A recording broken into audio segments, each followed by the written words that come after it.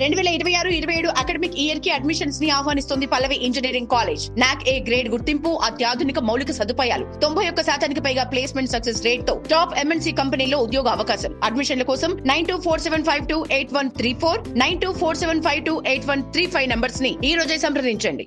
Smart phone కొనాలనుకుంటున్నారా? అయితే ఇది మీకోసమే. మీరు కొత్త స్మార్ట్ ఫోన్ కొనాలని ప్లాన్ చేస్తున్నారా? అయితే ఈ వార్త తప్పకుండా తెలుసుకోవాలి. రాబోయే రోజుల్లో స్మార్ట్ ఫోన్ల ధరలు గణనీయంగా పెరిగే అవకాశం ఉందని ప్రముఖ టెక్ కంపెనీ నథింగ్ CEO కార్డ్లీ హెచ్చరించారు. గత 15 ఏళ్లుగా స్మార్ట్ ఫోన్ మార్కెట్లో ఒక పెద్ద ఆసక్తికరమైన ట్రెండ్ కొనసాగుతోంది.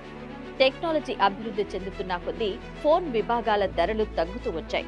అందుకే కంపెనీలు తక్కువ ధరల్లోనే ఎక్కువ ర్యామ్, ఎక్కువ స్టోరేజ్, మెరుగైన ఫ్యూచర్లను వినియోగదారులకు అందించగలిగాయి. కానీ ఇప్పుడు ఆ పరిస్థితి పూర్తిగా మారిపోయిందని కార్డ్లీ చెబుతున్నారు. స్మార్ట్ ఫోన్ పరిశ్రమలో ఆర్థిక సమీకరణాలు కొత్త మలుపు తిరిగాయని ఆయన పేర్కొన్నారు. అయితే దీనికి అసలు కారణం ఏంటి?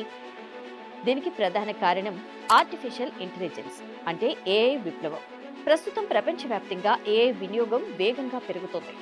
మైక్రోసాఫ్ట్, గూగుల్, మెటా, అమెజాన్ వంటి దిగ్గజ సంస్థలు భారీ AI డేటా సెంటర్లను నిర్మిస్తున్నాయి. ఈ డేటా సెంటర్లకు అత్యంత శక్తివంతమైన మెమరీ చిప్లు అవసరమవుతున్నాయి. దీంతో ఈ కంపెనీలు ముందుగానే భారీ స్థాయిలో మెమరీ చిప్లను కొనుగోలు చేస్తున్నాయి. ఫలితంగా శాంసంగ్, మైక్రాన్, SK, హైనిక్స్ వంటి చిప్ తయారీ సంస్థలు తమ ఉత్పత్తిని ఎక్కువగా AI రంగానికి మళ్లిస్తున్నాయి. దీని ప్రభావం ఇప్పుడు స్మార్ట్ ఫోన్ పరిశ్రమలపై పడుతోంది.